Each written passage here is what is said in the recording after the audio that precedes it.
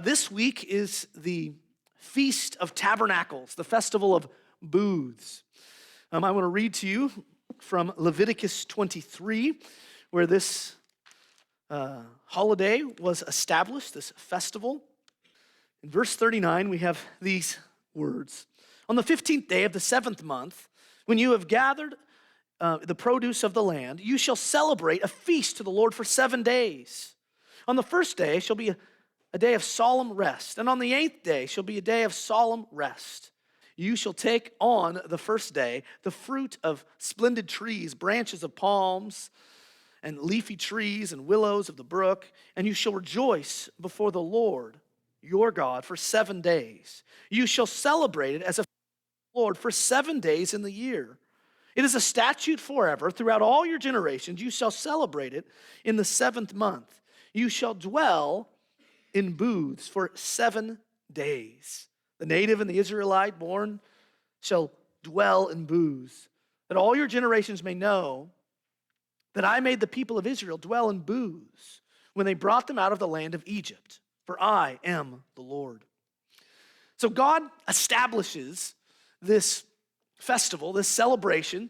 After harvest, each fall, God commanded everyone take a week off. It was a time of celebration. It was a camping trip that was commanded, right? And yet what's really at the heart of this is that God wants his people to be happy campers. It's a time of celebrating, rejoicing in what God has done. It looked back to how God had redeemed and rescued the people out of Egypt, how God had protected them and provided for them. You think about all the things in the book of Numbers as the Lord provides manna from heaven and water from a rock. Again and again, the Lord provides for his people. And all of these things were commemorated this week. What was the ultimate purpose of tabernacles? Why would God establish this annual holiday? Well, I think at least part of it is to remind the people that this life is temporary. Our whole life is like a camping trip. This is a temporary home. We need an eternal home. This festival points the people of God towards heaven, a final and perfect home in which we dwell with God. Emmanuel, God with us, that's what we're longing for. That's what this was looking forward to.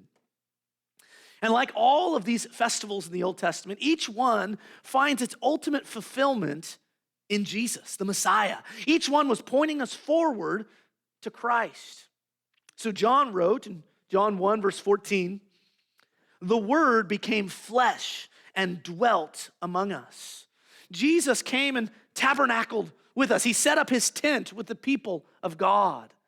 Part of what we're celebrating is that in the wilderness, as the people were living in tents, the Lord, he had a tent too. He was in the tabernacle. His tent was in the midst of all the people of Israel, and it was a way in which God was dwelling with his people. Well, ultimately, Jesus, God in the flesh, came to dwell with his people. And yet, that's not the absolute completion of this celebration. The ultimate fulfillment is what we read about in the book of Revelation. Revelation 21:3 says this, "I heard a loud voice from the throne saying, 'Behold, the dwelling place of God is with man. He will dwell with them, and they will be his people, and God himself will be with them as their God.'" That's what we're looking forward to. That's the celebration that's really on display here. No wonder the Lord said, you need a whole week to celebrate the idea of dwelling with God. For one day, that is what we will enter into, and then it will never, ever end. It is a joy knowing that what we long for is to dwell with God always.